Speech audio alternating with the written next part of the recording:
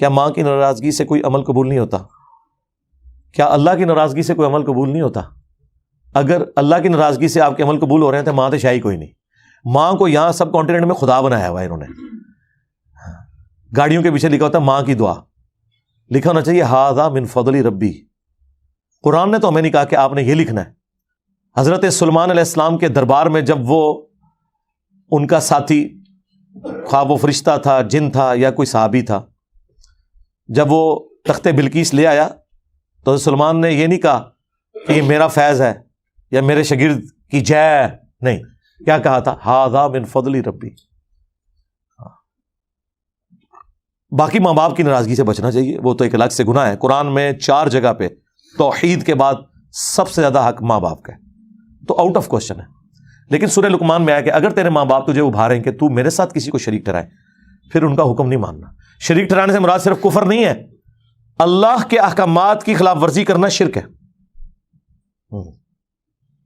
افرائیت من اتخذ الہہ ہوا, بھلا اس شخص کو دیکھا جس نے اپنی خواہش نفس کو اپنا رب مان لیا ہوا ہے.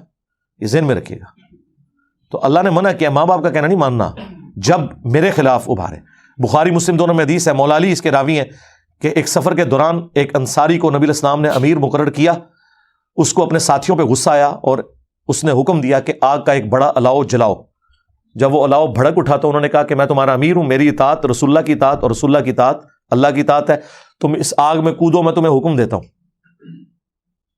اب وہ مقلد تو نہیں تھے نا, انہوں نے کہا کہ ہم آگ سے بچنے کے لیے ہی تو رسول اللہ کے دامن کرم میں آئے تھے, اور تو ہمیں دوبارہ سے اسی آگ میں پھینک رہا ہے, ہم تیرا یہ حکم نہیں مانیں گے, اگرچہ تو ہمارا امیر ہے, تو غلط حکم دے رہا ہے. واپسی پہ نبی علیہ السلام کو جب شکایت ہوئی تو آپ نے فرمایا اگر تم اپنے امیر کا حکم مان لیتے نا تو سیدھے جہنم کی آگ میں جا کے نکلتے.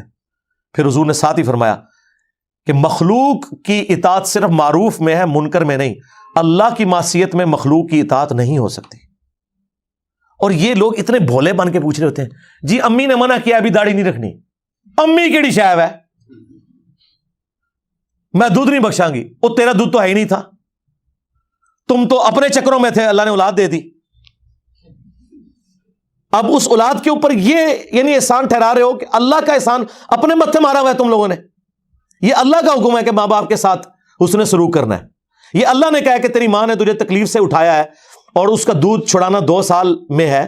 اللہ نے یہ احسانات کیے ہیں کہ اولاد کی پرورش کا ذریعہ ماں باپ کو بنایا, اور پھر اس وجہ سے اللہ تعالیٰ نے کہا ان کے لیے دعا بھی کرو, رب ارحمہما کما ربیانی صغیرا, ان کے سامنے اف تک نہ کہو.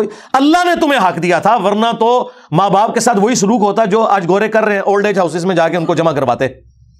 ہم سب کانٹیننٹ کے لوگ اپنے ماں باپ کا احترام کیوں کرتے ہیں؟ اللہ کے ڈر کی وجہ سے.